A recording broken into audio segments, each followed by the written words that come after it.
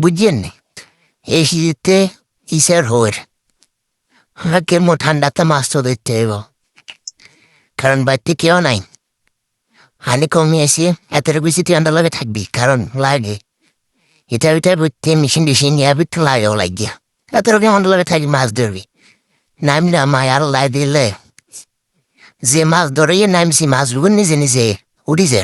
একটা সাফল্য কাঁড়াইছে বাবা গেছে বহুত বছর আরে, এটা তো অনেক কাঁড়াইছি তো আগে, এখন তো হয় না, লাগে চিংড়ি মাছ বলে। তারপরে এটা বেদা মাছ না কি মাছ, এটাও প্রায় হারিয়ে যাওয়ার পথে এখন এগুলা পাওয়া গেছে। মানে যা দিল আমার উপর উপর করে, আমি তো মাছ ধরতে তো স্ট্রং না, তারপরেও পুকুর দেখলে মাছ ধরতে ভালো লাগে। গ্রামের মাঠ থাকলে মজা আলাদা।